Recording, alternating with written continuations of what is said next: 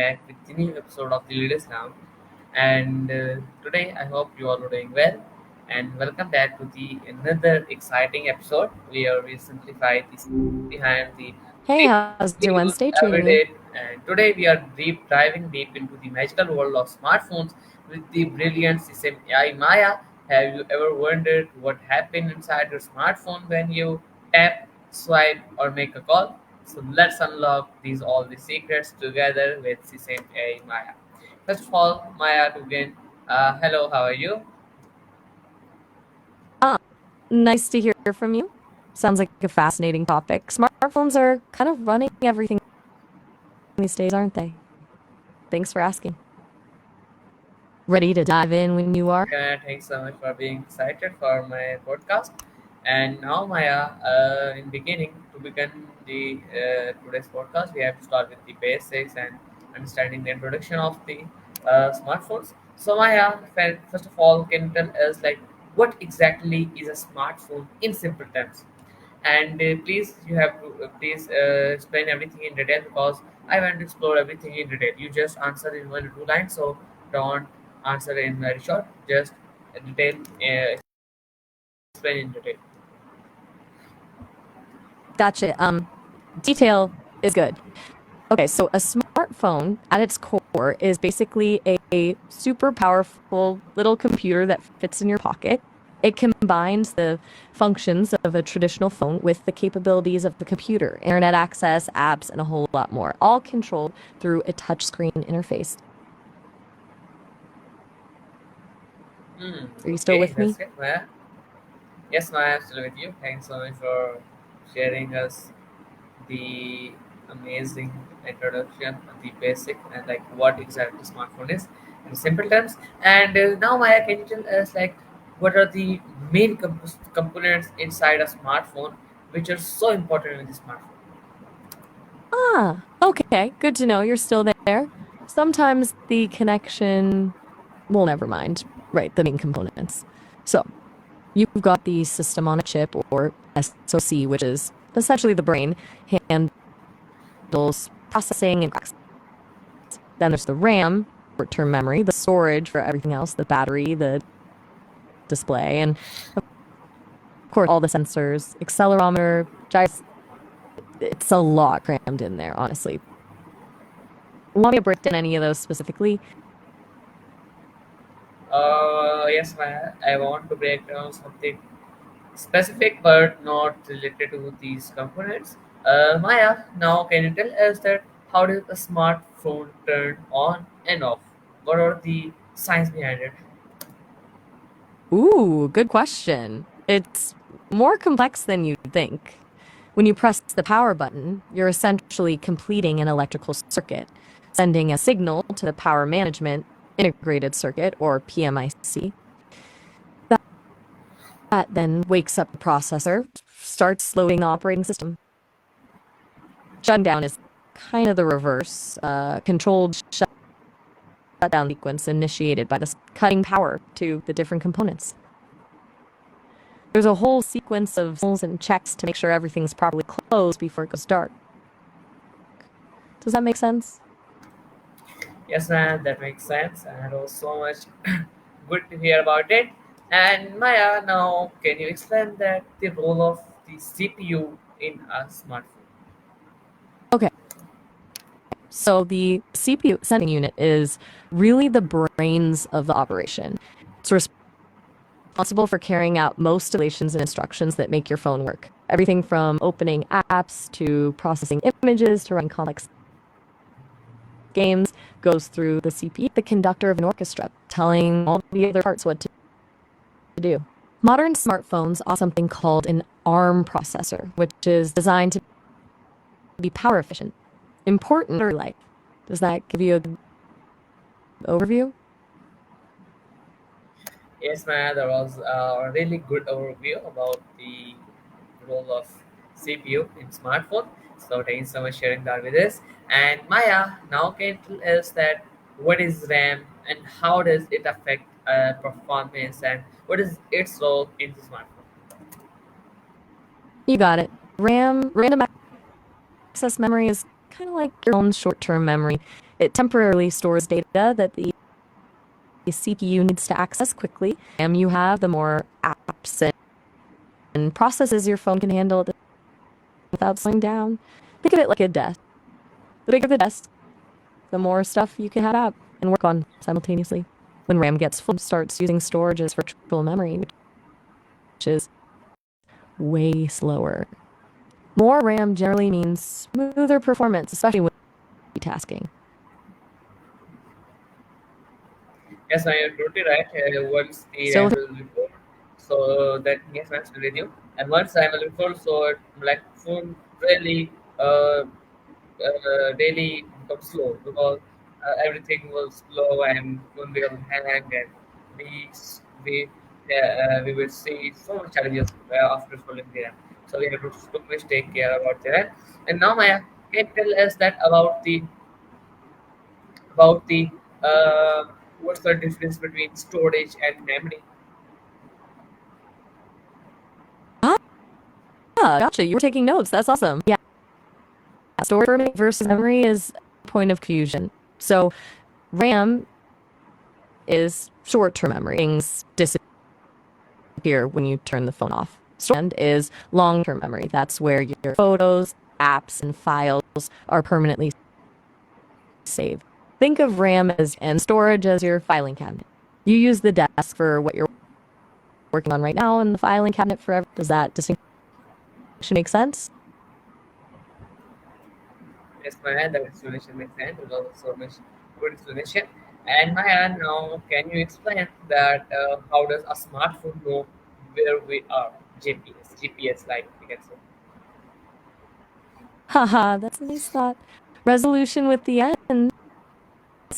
All right, so GS, Global Positioning System, is how your phone figures out where you are. It doesn't actually work alone, though. Your phone receives signals from a satellites orbiting the Earth. By measuring how long it takes those signals to reach your phone, it can calculate your position through a process called trilat. It also uses Wi-Fi networks and cell towers to refine that location, especially where satellite signals can be blocked. It's pretty amazing when you think about it. Any phone talking to satellites. Okay, Maya, that was so much exciting to hear about it, and pleasure to know collecting knowledge from you. Maya, can you tell us like what is a SIM card and why do we need it, and what is the main purpose of it? Okay, good to hear away from this. A SIM card, subscriber identity module, is essential ID. It's a little chip that identifies you, subscriber, to a mobile network. Information like your phone number and account details, allowing your phone to connect to the network for calls, texts, and data. It like a key that unlocks us to the network.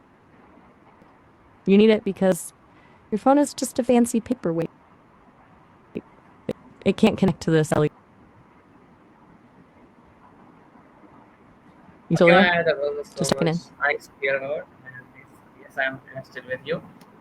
Lost some connection, the device today. Maya, now can you tell us that how do smartphones connect to the internet?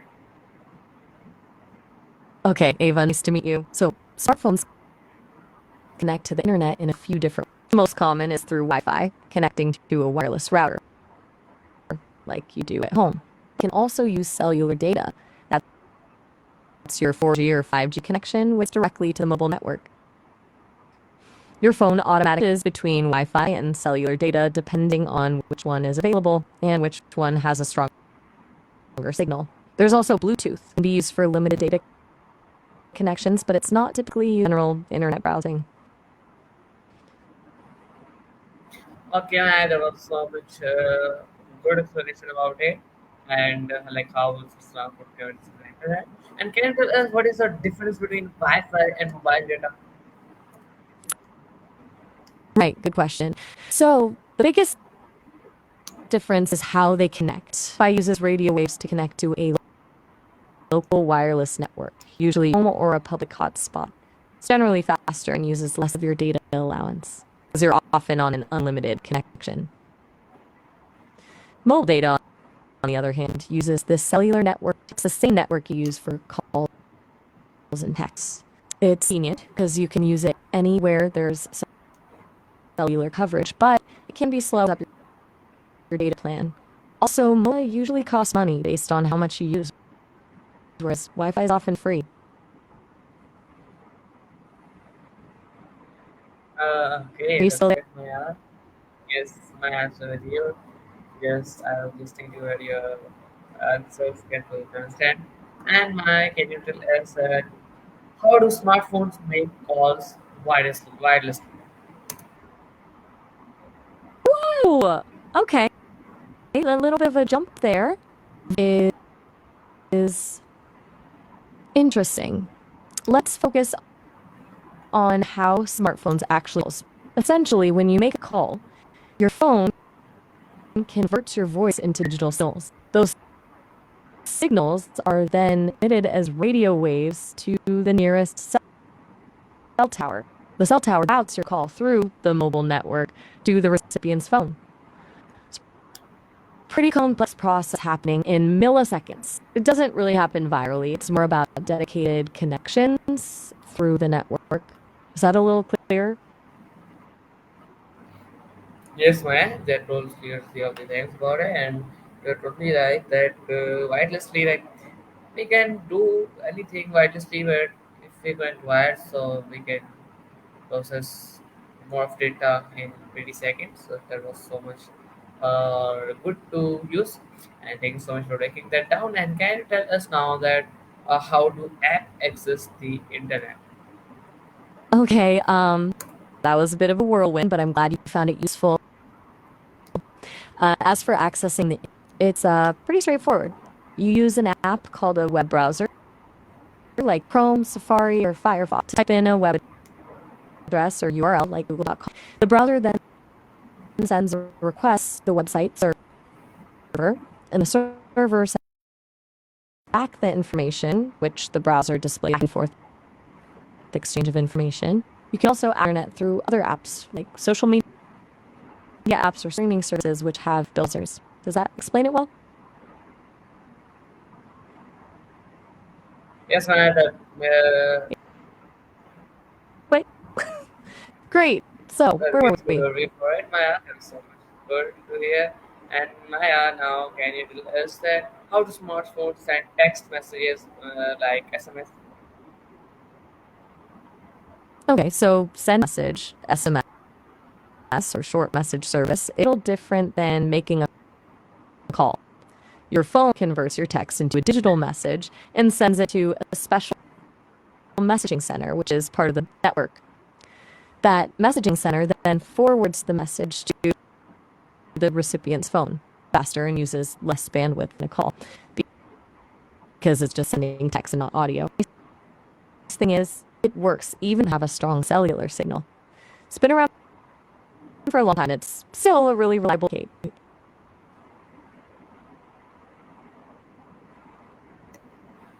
Um, Following along? Maya, Just want to make sure the connection. yes, So, yes, anything Maya, specific connection about is okay, texting you'd but like? not so good.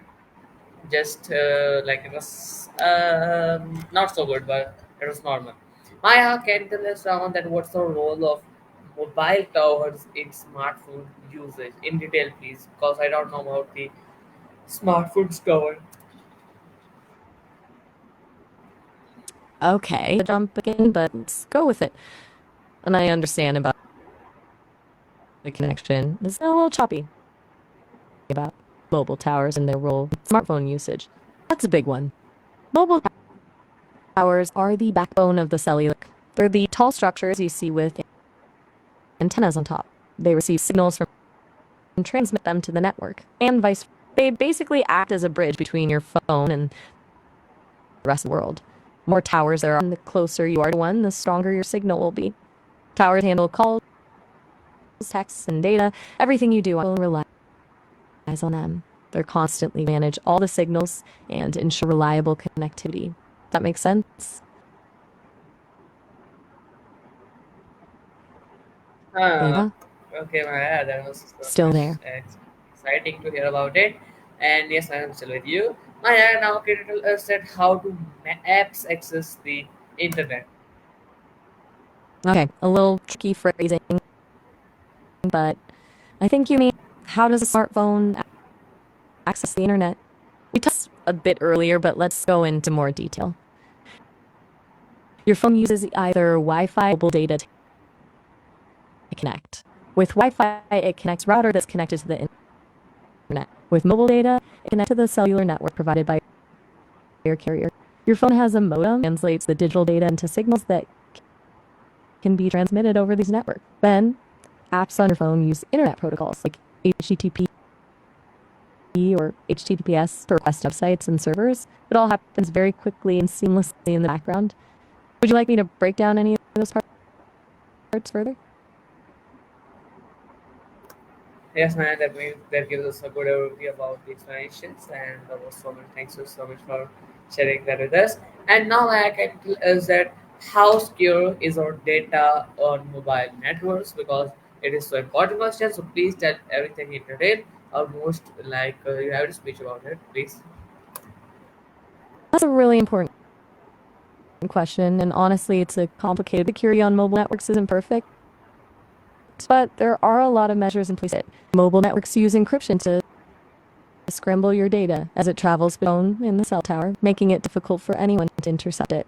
However, encryption isn't foolproof, and governments or sophisticated hackers can sometimes bypass it.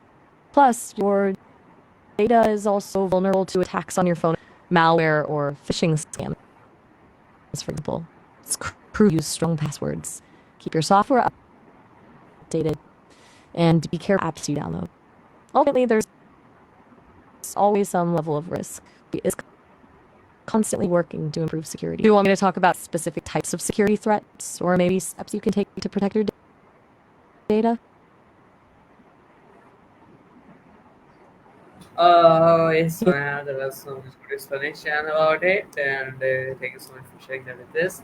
And now, Maya, we have to move to the parts of like camera and media about the mobile phone. So, I can tell us that how does a smartphone camera works? All right, moving on to cameras. Okay, so a smartphone camera works like a traditional camera, but on a much smaller scale. Light enters the lens and is focused on an image sensor, usually CMOS sensor. This sensor converts the light into electrical signals, are then processed by the phone's image processor to create image. Things like aperture and ISO are still important. They control how much light reaches the sensor and affect the image quality. Different smartphones also use software algorithms to enhance images, like HDR and night mode. The process packed into a tiny space. Does that give you a basic? Yes, man, that gives us the basic understanding, and so nice to hear about it. And now, Maya, can you tell us that what is the role of image processing in photography? Okay, good question. Image processing it's basically what happens to the raw data captured by the image sensor, turn it into the photo you see on your screen. There's a lot of things like adjusting colors, sharpening details, reducing noise, and correcting for distortions. In image processing can be used to enhance images, fix flaws, and special effects. Modern smartphones use incredibly image processing algorithms off AI to automatically improve your photos. It's between a decent photo and a stunning one. It's really where a lot of the magic happens. Okay, Maya, that was Still with me? so nice to hear. Yes, I am still with you, just listening to your amazing answers. And now Maya can tell us that how do smartphones capture sound? Okay, Shiloh, nice to meet you too. So, smartphones capture sound using a microphone. A microphone is a device that converts sound waves into electrical signals. Inside the microphone is a diaphragm, a thin membrane that vibrates sound waves hit it. These vibrations are then converted to electrical signals, which are processed by its audio processor. Different types of microphones are used in smartphones, like condenser microphones and electret microphones, but they all work on the same basic principle. It's a really complex process, especially considering how tiny those microphones are.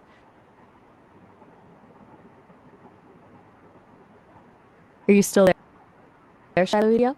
The connection seems again. Yes, Maya, I'm still here with you just because the internet connection is not so good, so that's why I was not answering you. And yes, Maya, that is so much good explanation about it. And now, Maya, can tell us that how does the display show such a clear videos and images? Like, what the hell is this? So, can you tell us about it? Okay, Ansel, understood the connection. Appreciate you sticking with it. As for display, it's all about pixels. Your smartphone screen of millions of tiny dots called pixels, picture elements. Each pin display a different color and brightness. These pixels are arranged, and by controlling the color and brightness of each pixel, the phone can create images and videos.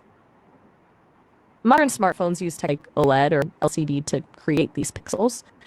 OLEDs are self-emitting, meaning each pixel generates its own light, resulting in deeper blacks and brighter colors. LCDs use a backlight and filter color. It's a really engineering feat to pack so many pixels into such a small space and get such a clear image. Does that explanation make sense?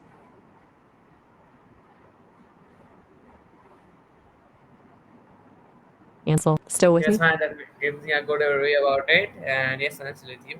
Just, just listening to your answers. And now, Maya, can you tell us that what's the average life of a smartphone battery? Good to hear. So, the average lifespan of a smartphone battery is about 2 to 3 years, three of 500 full charge cycles. A charge cycle is when you've used 100% of the battery capacity, but it doesn't have to be a single charge. You could use 50 one day and 50% the next to complete a cycle. The over time, the capacity degrades, meaning it can't hold as much charge as it used to. Factors like charging habits, temperature, how often you use your phone can all affect battery life. Bummer, but it's just the nature of lithium-ion batteries.